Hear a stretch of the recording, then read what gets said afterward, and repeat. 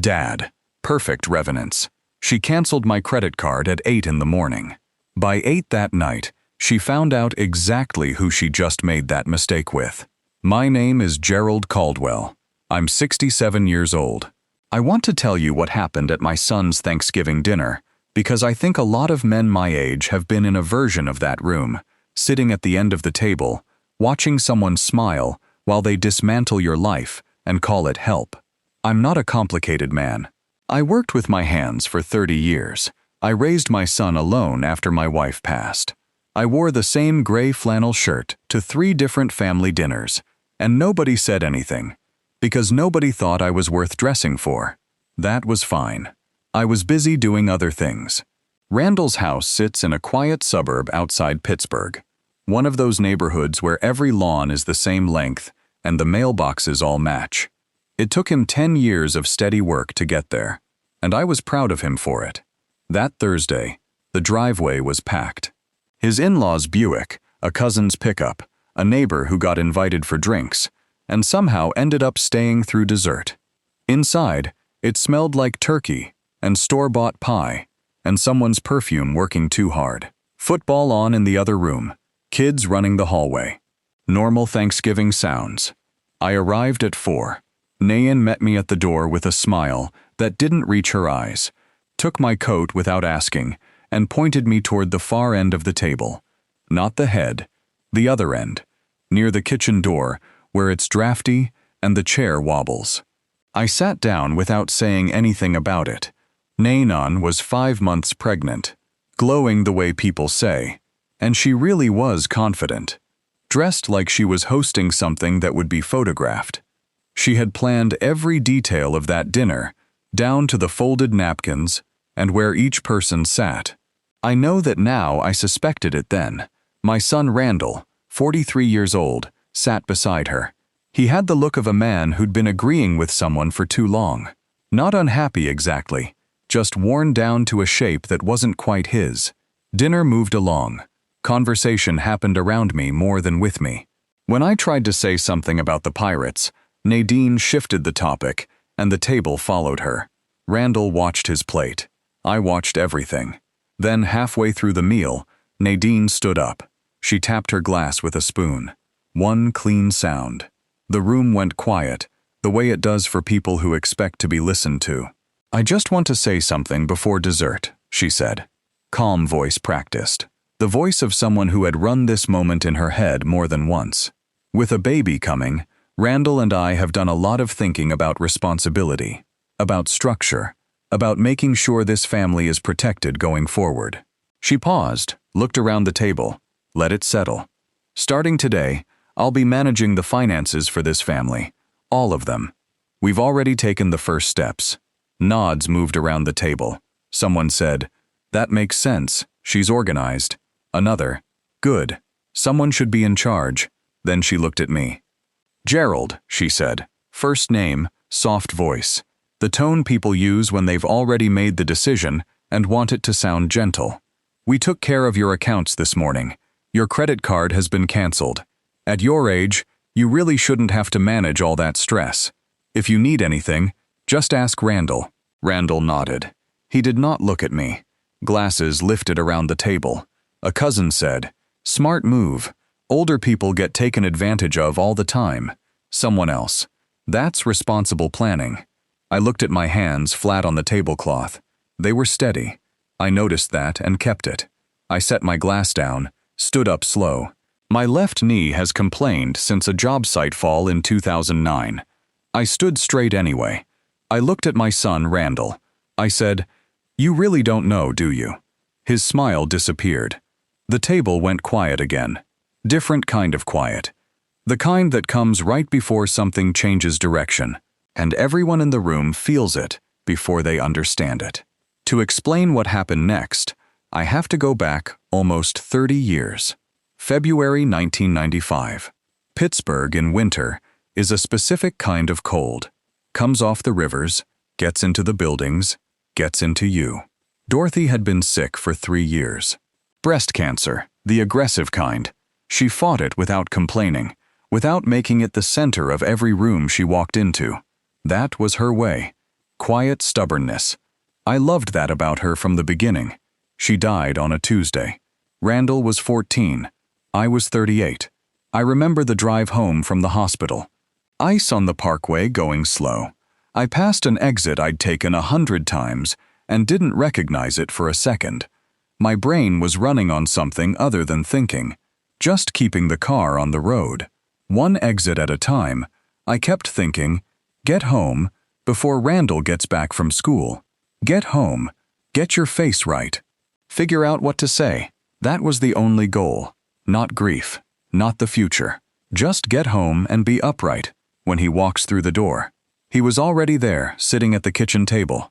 Peanut butter sandwich in front of him. No jelly. The way he'd always had it. He looked up and said, "Is she gone?" I said, "Yes." He nodded, took a bite of his sandwich. I sat across from him. Neither of us said much. Dorothy had been the one who made conversation easy. Without her, Randall and I were just two quiet people in a house that had gotten too large and too still overnight. The bills started arriving the following week. Hospital costs, funeral expenses, a second mortgage notice. Dorothy and I had refinanced 3 years earlier to cover her first round of treatment, and the payments didn't stop because she did. Then a letter from the union hall saying my hours at the industrial plant were being cut due to a contract restructure. 3 envelopes in 1 week. I sat at the kitchen table that Saturday night, with all 3 letters spread out in front of me, and a cup of coffee that went cold while I read them. Randall was asleep down the hall. The house was quiet. The furnace clicked on and off. Outside snow was coming down slow and steady, the way it does in Pittsburgh in February, like it has nowhere to be and all the time in the world. I sat there for a long time. Then I made a decision. The only real decision I think I've ever made in my life. I was not going to fall apart. Not because I didn't have the right to. I had every right. But Randall needed someone upright, and I was the only candidate left. So I picked up the letters, stacked them neatly, put them in a folder, and went to bed. One thing at a time. Starting tomorrow, I was an electrician, industrial work, load panels, 3-phase systems, the wiring that runs factories and warehouses. It wrecks your sleep and puts calluses on your hands, and some of the fume exposure you don't want to think about too hard. But I was good at it. I understood how systems failed and how to make them reliable again. What I didn't understand was money beyond a paycheck. That changed because of a man named Clyde Hutchkins. About 6 months after Dorothy passed, I took a Saturday job at a warehouse in Monrealville. A loading dock panel had shorted out, and nobody would touch it because the previous electrician had wired it badly and left something that looked dangerous behind. It was dangerous. I fixed it in 4 hours, traced the fault back to a corroded junction box that should have been replaced 3 years earlier, rewired the downstream connections, and tested everything twice before I packed up my tools. Clyde owned the building. He was 63, retired from running logistics for a regional distribution company, and he watched me work the entire time without saying a word. When I finished, he said, "You don't just fix the problem, you figure out what caused it." We talked for 2 hours in that parking lot. Cold afternoon, neither of us moved to leave. Clyde told me how he'd bought his first property, a storage building near Turtle Creek that had a compromised roof and a drainage problem nobody wanted to deal with. He bought it cheap because of those 2 things. Fixed the roof himself over 4 weekends, fixed the drainage over 2 more, rented it to a machine parts supplier on a 2-year lease, used that income to cover a loan on his second property, repeated the process. He explained depreciation schedules, LLC structures, how to read a commercial lease from both sides of the table at the same time, how the best properties weren't the ones that looked good. They were the ones with solvable problems that everyone else was walking away from, because most people couldn't solve them and you could. He didn't offer me money, didn't offer to partner. He just talked the way experienced men sometimes talk to younger ones when they see something worth not wasting. I listened the way I'd learned to listen on job sites, not reacting, just taking it in. I drove home that night and wrote down everything he'd said on a legal pad, Both sides small handwriting. 6 months later, I bought my first property, a narrow commercial unit in Swissell, one of those Pittsburgh neighborhoods that used to be industrial and was now just tired and waiting. The unit had been vacant for 14 months. The listing had expired twice. Roof leaked in 2 places. Back door had warped in its frame and wouldn't close right, and the previous tenant had left behind broken equipment, a busted floor drain, and a smell that took 3 weeks of ventilation to clear out. I paid $31,000 for it. Private loan through a small credit union where the branch manager knew my work history and could verify my union wages. The terms weren't ideal, but they were workable if I got a tenant in at the right number. I fixed it myself, nights after shifts, Saturdays, the occasional Sunday when Randall had something going on at school and the house was empty. I rewired the entire panel, patched the roof over 2 cold weekends in March, working with shingles that went brittle in the temperature and hands that stiffened up after an hour, fixed the drain, painted the interior with a roller and a $40 tray from the hardware store, repaired the back door frame with wood filler and 2 replacement hinges that cost me $8 total. Randall was $15 that year. Some Saturdays he'd come out to the unit and hand me tools without being asked. We'd work a few hours without talking much. I'd buy him a burger on the way home. That was about the shape of us those years. Not distant, just quiet. 2 people who showed up for each other without needing to announce it. 4 months after the purchase, I rented the unit to a small auto parts distributor on a 24-month lease at $1,400 a month. Covered my loan payment with $210 left over every month.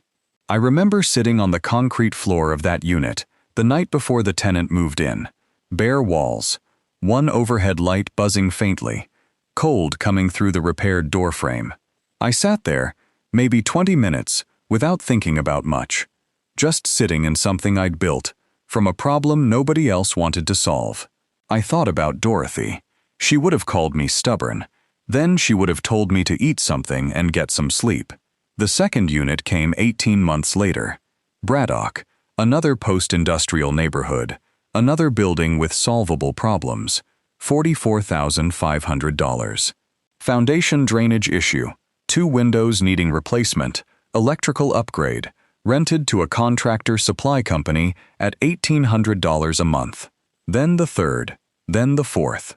In 2008, I formed Caldwell Industrial Holdings LLC with the help of a Pittsburgh attorney named Floyd Mercer, recommended by a union colleague. Methodical, not a man who wasted words. Floyd restructured my ownership, reviewed my leases, and advised me to keep my personal finances entirely separate from the LLC. I did. By then, I owned 4 properties, generating steady income. My name barely appeared in public records. I still worked union jobs, still drove the same truck, still wore the same clothes. Randall graduated college that year. He thought he'd gotten a partial scholarship. The balance had been paid through a trust account he'd never seen. He thanked me for helping with groceries during exam week. I said, "You did the work," which was true. The 5th property, a commercial storage complex in eastern Ohio near the Pennsylvania line, came in 2001, 12 portfolio by then, $2.84 million combined valuation. Net rental income, averaging $22,000 a month. I retired in 2017 because my knee finally gave me a legitimate reason to stop. I never told Randall any of it. Not because I was ashamed, because I'd watched what happened to men who knew money was coming, how it made them wait instead of build, expect instead of earn. I wanted Randall to work because he had to make decisions because they mattered, to become the kind of man who would have been fine either way. He became that man, until Nayan started quietly rewriting the story. I met Nayan for the first time at a cookout Randall threw in the summer of 2014. She was 24, sharp, quick to laugh at the right moments. She had the kind of social intelligence that looks like warmth, until you've watched it operate long enough to see what it actually is. Reading the room, calculating responses, deciding who matters and who doesn't before the introductions are finished. She shook my hand, called me Mr. Caldwell, and spent about 5 seconds scanning my living room before she had me filed away somewhere in her mental categories. I recognized the move because it's what I did, too, just with buildings instead of people. They married in 2016. I gave them a check that covered 3 months of mortgage payments, framed as a home repair fund. No strings, no conditions. The shift started maybe a year into the marriage, subtle enough that I almost missed it. Randall called less. Not dramatically, just the difference between weekly and every 2 weeks, then once a month. When I brought it up, he said Nadine was tired, work was busy, life was full. All reasonable explanations. I let it go. Then came what I came to think of as the concern offensive. Nadine started asking questions that sounded like caring. Did I have a plan for the future? Was I managing okay on my own? Had I looked into senior financial planning services? Were my accounts set up properly in case something happened to me? Randall repeated versions of these questions when we talked in slightly different words. The phrasing was close enough to hers that it stopped sounding like his own thinking. He started showing up at my house with printed articles about financial scams targeting retirees, all of them highlighted in yellow. He'd set them on my kitchen table and say, "She just worries about you, Dad. She reads a lot." I started paying closer attention. Then came the visits that felt like inspections. Nadine and Randall dropping by together supposedly just to check in. She'd glance at the mail on my counter, ask casual questions about my Medicare card. "Are you keeping up with everything? It must be a lot to manage alone." She commented on the neighborhood once. "Do you still feel safe here at night, Gerald?" Things have changed around here. I'd lived in that house for 22 years. I knew every neighbor by name. Half of them I'd helped with something at one point or another. A tripped breaker, a bad outlet, a furnace that wouldn't fire up in January. I said nothing. I kept watching. The next move came in September. Randall called to ask if I'd consider signing a limited emergency authorization, just so he could help with banking if something happened. He said it casually, like it was a routine thing. I said I'd think about it. 2 weeks later, he showed up at my house with a document that Nadine had apparently printed and partially filled out already. I looked it over, said I'd have my attorney review it, and put it in the kitchen drawer. Nadine's calls to Randall that evening ran about 90 minutes, based on the timestamps I saw on his phone when he left it on my counter going to the bathroom. I called Floyd Mercer the next morning, not to act yet, just to make sure he knew the situation. Floyd listened without interrupting. When I finished, he said, "You want to wait or you want to move?" "Wait," I said. "Not yet." "All right," he said. "Tell me when." Then one Tuesday morning in October, I was at a hardware store in Bethel Park, buying a $14 pressure fitting for my garage compressor. Simple errand, 10 minutes. The cashier ran my card, declined. She tried again. Same result. She handed it back without making a production of it. I paid cash, thanked her, drove home. I called the bank from my kitchen. A representative explained that the account had been placed under a restriction at the request of an authorized contact. That contact was Randall Caldwell, who had submitted a form citing concerns about elder financial vulnerability. I sat with the phone in my hand for a moment, put it down on the counter, looked out the kitchen window at the backyard, the yard where Randall used to catch fireflies in July, where I'd set up a sprinkler on hot afternoons when he was small, where Dorothy used to sit on the back step in the evenings when the weather was good. Then I picked the phone back up and called Floyd. "It's time," I said. "I'll need 6 weeks," he said. "You've got them."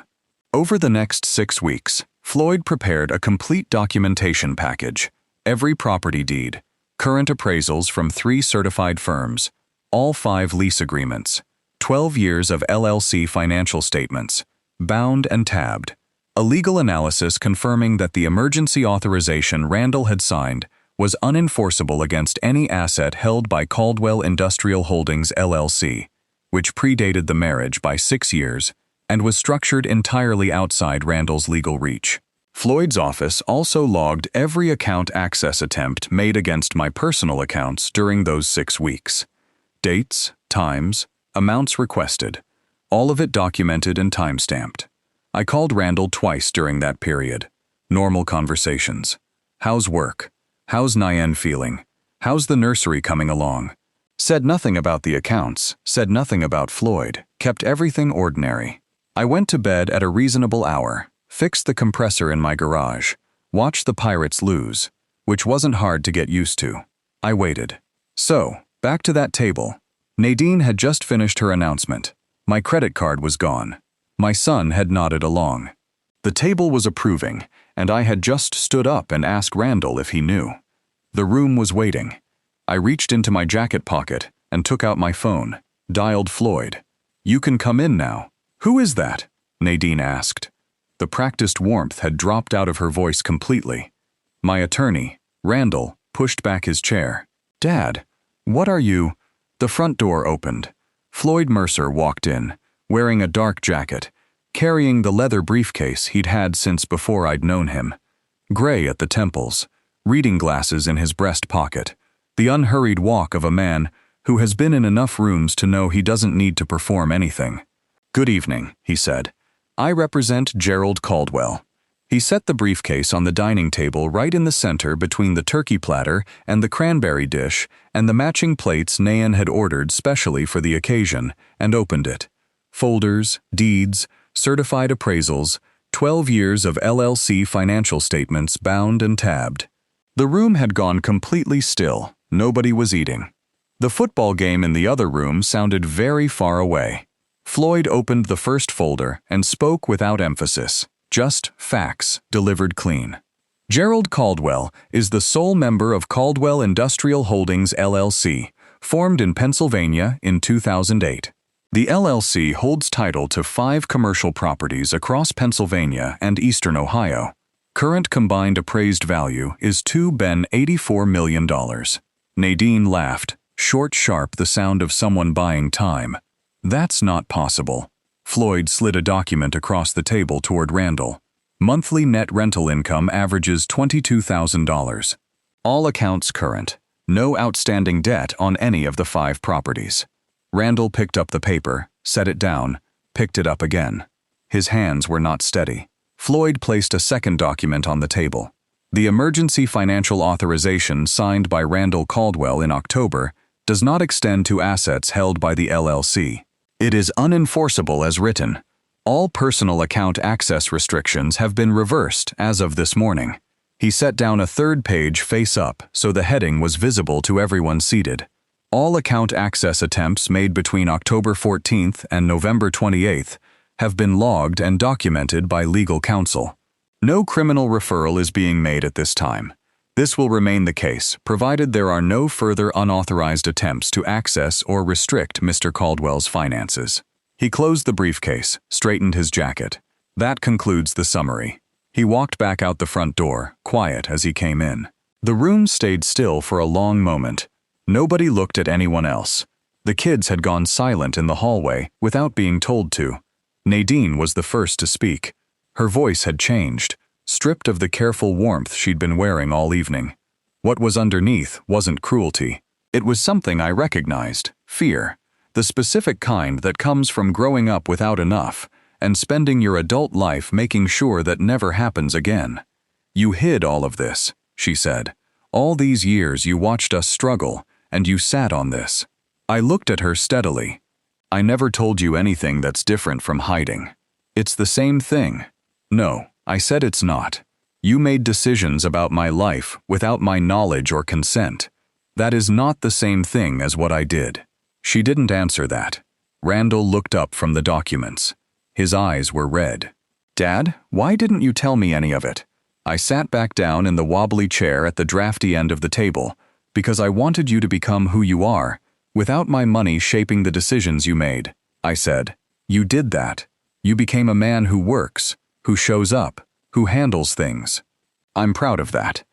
But somewhere in the last 2 years, you let someone convince you that I was a problem to be managed, and you used your name to take away my access to my own accounts. That's what I can't let go of easily, Randall. Not the money." That he had no answer. The room didn't either. Nacian picked up her coat from the back of her chair. She said something I won't repeat here, walked to the door and left. It closed behind her with a sound that carried longer than it should have. The family cleared out quickly after that. Apologies muttered near the door. Cars backing out of the driveway one by one. Nadine's mother left without looking in my direction. The neighbor who'd stayed for dinner slipped out somewhere in the middle of it all. When the house was empty, Randall sat at the table with the documents in front of him. I stayed in my chair at the far end. The football game was still on in the other room. Nobody turned it off. We sat there a while without talking. That was fine. We'd always been better at sitting than talking. He stayed with me for 3 weeks after that. Slept in his old room, same twin bed, same window, looking out over the backyard. Went to work every day. Came home, sat at my kitchen table. Some nights we watched the game. Some nights we just sat. We talked more in those 3 weeks than in the previous 3 years. Some of it was about Nadine, how the shift had happened so gradually he hadn't seen it building. Some of it was about Dorothy, things he'd never known, because he'd been 14 when she died. And there are questions a 14-year-old doesn't think to ask. Some of it was just ordinary, a problem he'd been sitting on at work, the compressor in my garage, the pirates, which neither of us had much hope for anymore. One evening, he started to apologize, and I told him to stop. I didn't want the apology. I wanted him to understand what had happened, clearly enough that he'd recognize it if it came at him again from a different direction. He listened the way he used to when he was young, and I was showing him how something worked. That was enough for me. He met with his own attorney, worked through the separation, the house, the shared finances, what responsibility for the baby looked like going forward. He moved through it, one step at a time, without running from any of it. My grandson was born the following April. His name is Theodore Teddy. He's got Dorothy's coloring, which still catches me off guard sometimes when the light is right. I held him in that hospital room, and the rest of it went quiet. He was just a kid who needed the people around him to be straight with each other. That was the whole job now. I set up a trust for him the same week he came home. Floyd drew it up clean. No access before 25. Distributed across education, a first property, and a reserve fund in that order. When Teddy's old enough, I'll sit down with him and explain exactly where it came from. Every property, every night I worked after he was asleep, every decision, made one step at a time. I helped Nyan clear one of her larger debt accounts on condition she completed a structured financial counseling program and maintained a monthly budget reviewed by a neutral third party for 2 years. Not charity, not punishment, a foundation. The same way Clyde Hutchkins gave me one knowledge and structure, not a handout. Some people in the family thought I was too easy on her. I wasn't being easy. I was being precise about what actually helps and what just feels satisfying. These days, I still drive the F-150, still wear the gray flannel shirt. Last spring, I fixed the garage compressor. $14 part, $45 minutes. Randall sat on a bucket the whole time and asked questions. That was a good afternoon. I'm telling this story because I think there are a lot of men my age sitting at the end of tables, being managed, being handled, being spoken about in the third person while they're still in the room.